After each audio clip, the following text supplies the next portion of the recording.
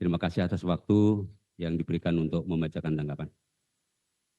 Kejaksaan Negeri Kota Cirebon, demi keadilan dan kebenaran berdasarkan ketuhanan yang Maha Esa.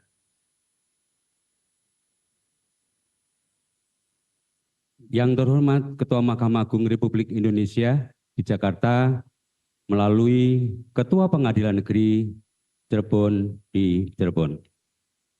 Sehubungan dengan memori peninjauan kembali yang disampaikan oleh pemohon 1, Hadi Saputra alias Bolang bin Kasana, pemohon 2, Eka Sandi alias Tiwul bin Muram, pemohon 3, Jaya alias Kliwon bin Sabul, dan pemohon 4, Supriyanto alias Kasdul bin Sutadi.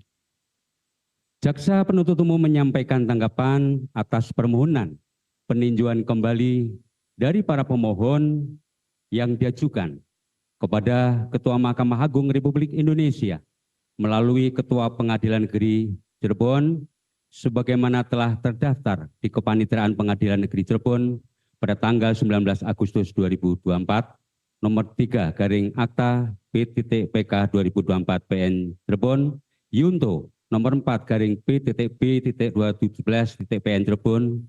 Jaksa penuntut umum akan menyampaikan tanggapan, jawaban atas permohonan peninjauan kembali dari para pemohon peninjauan kembali yang diajukan kepada Ketua Mahkamah Agung Republik Indonesia melalui Ketua Pengadilan Negeri Cirebon. Dalam memberikan jawaban tanggapan ini, jaksa penuntut umum menyampaikan dengan susunan sistematika sebagai berikut. Pertama, pendahuluan. Yang kedua, tanggapan atau jawaban. A. Dalam permohonan peninjauan kembali tidak diketemukannya keadaan baru atau novum. B. Tidak terpenuhi alasan untuk menyatakan dalam berbagai putusan terdapat pernyataan bahwa sesuatu telah terbukti, akan tetapi hal atau keadaan sebagai dasar dan alasan putusan yang dinyatakan satu dengan yang lain. C. Putusan tidak ternyata adanya alasan kekhilafan hakim atau terdapat suatu kekeliruan. D. Gerasi yang dilakukan para pemohon peninjauan kembali. E. Pengajuan gerasi para terpidana atau para pemohon peninjauan kembali. Kemudian penutup kesimpulan.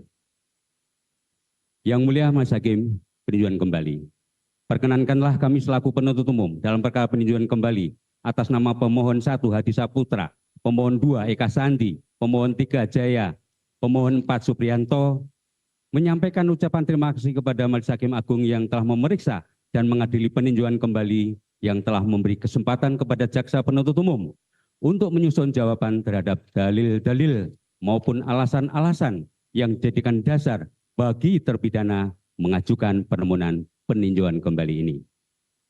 Upaya untuk menegakkan hukum tidaklah semudah membalikkan telapak tangan, terutama terhadap perkara para pidana yang terdapat saksi mahkota dalam perkara pembunuhan dan persetubuhan yang menarik perhatian masyarakat Cirebon pada waktu itu.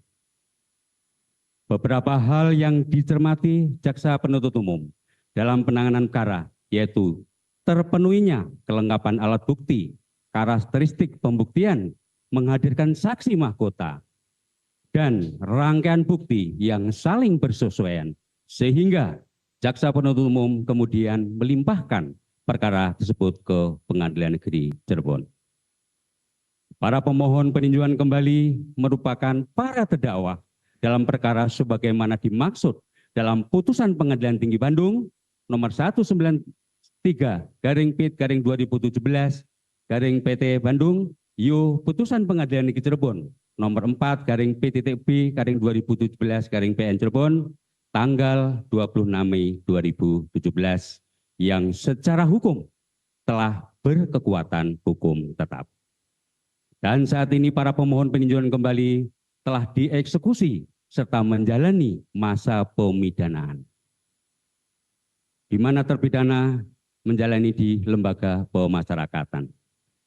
Peninjauan kembali sebagai upaya hukum luar biasa dilakukan atas dasar sebagaimana dalam ketentuan pasal 263 ayat 2 KUHP, yaitu A.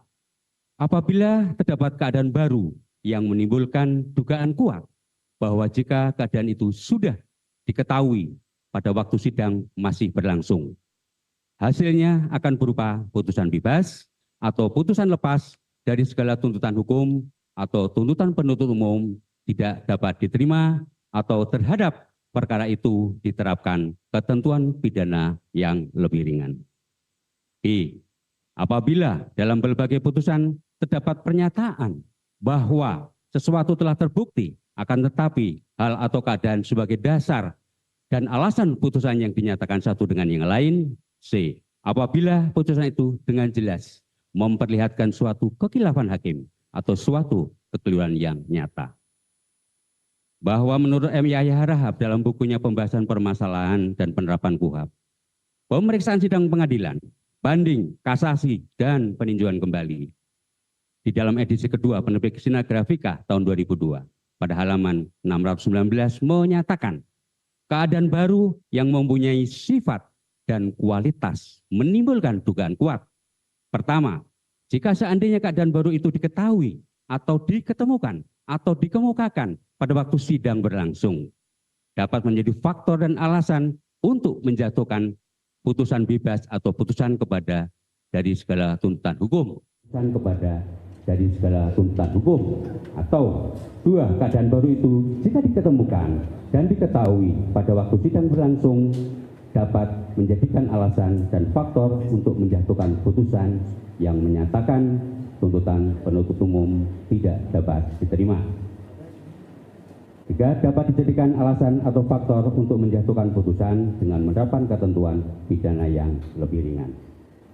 Selain itu pula, menurut Usman Simanjuntak dalam bukunya Teknik Penuntutan dan Upaya Hukum pada halaman 221 terbit 1994 mengemukakan bahwa keadaan baru yang mempunyai arti yuridis atau bersifat yuridis dan novum di sini hanya dimaksudkan suatu fakta yang dapat dibuktikan dengan alat-alat bukti biasa, yaitu keterangan saksi, alat bukti surat, dan sebagainya.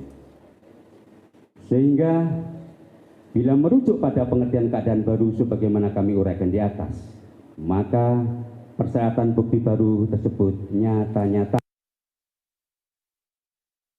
yang sebelumnya belum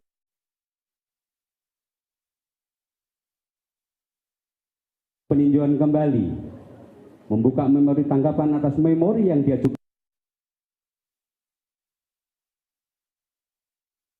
peninjauan kembali yang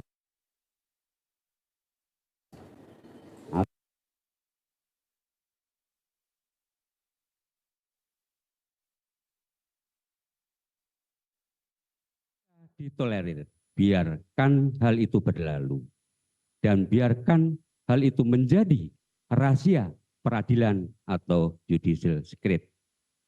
Namun hal keraguan dan prasangka tersebut dapat ditolak dengan upaya maksimal dalam mencari kebenaran sejati sebagaimana posisi jaksa mencari dan mengajukan kebenaran sejati versinya.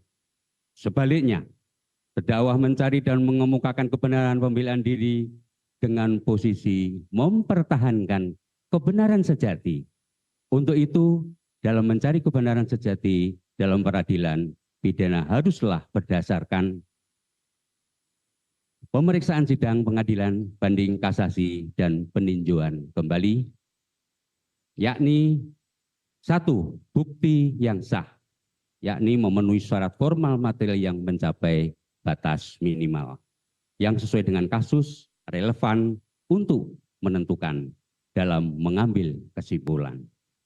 Kemudian berdasarkan standar, yakni terbukti berdasarkan bukti yang sempurna dan meyakinkan melalui sistem memberi kesempatan kepada kedua belah pihak bertarung, saling mengajukan dan mempertahankan kebenaran bukti yang dimiliki dalam batas-batas yang dibenarkan hukum dan etika.